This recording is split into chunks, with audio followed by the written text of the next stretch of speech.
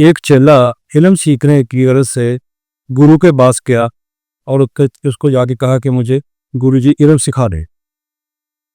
गुरु ने कहा ठीक है, आ जाओ। वो चेला गुरु की खिदमत के लिए हाजिर हो गया और 20 साल तक गुरु की खिदमत करता रहा और उससे मुख्तलिफ अलूम के बारे में पूछता रहा, समझता रहा। 20 साल के बाद गुरु ने चेले से खुद ही कहा कि मेरे पास जितना इल्म था मैंने तुझे सिखा दिया। आप अगर तुम्हारी और तमन्ना और ज़्यादा इल्म के बारे में मुतमत्ते होना चाहते हो तो मैं तुम्हें आगे के इल्म के लिए तुम्हें सफ़र करना होगा महाराज के पास। वो फलां रियासत है, उसके महाराज के पास चले जाओ, बाकी इल्म तुम्हें महाराज सिखाएंगे। गुरु वहाँ से 20 साल चेला वहाँ से भी गुरु की 20 साल तवक्कुल करने के बाद अपनी गठरी उठाता है और अपना सफ़र शुरू करता है और महाराज के पास पहुँच जाता है। उन का सफ़र करके वो जब पहुँचता है तो आगे रियासत पे दाखिल होता है। वहाँ एक जश्न का समा है, रियासत रंग बिरंगे कुंभों से सजी हुई या बाजार सजे हुए हैं। जब वो महल के अंदर दाखिल होने लगता है तो राजा महाराज की जो सवारी है वो महल से बाहर आ रही होती है। तो चेला आगे बढ़ता है उसको बताने के लिए कि मुझे गुरु ने भेजा है।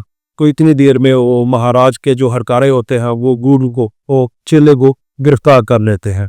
महाराज कहता है कि ये कौन गुस्ताख है, इसको कैद में डाल दो। वो हकारे उसको चेले को पकड़ते हैं तो कैद में डाल देते हैं। महाराज अपनी सवारी पर अपनी रियासत का सारा समा देकर शाम को जब वापस आता है तो आके उन अपने गुजरा से पूछता है कि वो सुबह वाला जो कैदी है चेला उसको पकड़ के लाओ। वो खुद जाते हैं और उसको कैद खाने से चेले को लेकर आते हैं और महाराज के सामने पेश करते हैं।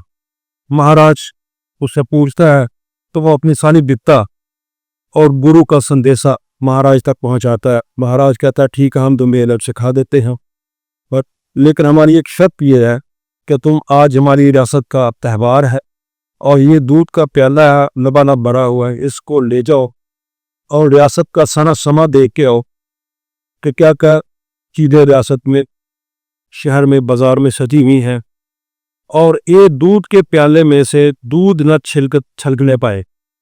और इसकी गरज से 2 तलवार के जो गॉड है तलवार पकड़े उसके सर पर पहुंचते हैं कि अगर दूध छलका तो ये तुम्हारा सर कलम कर देंगे। महाराज को दूध चेले को कहते हैं।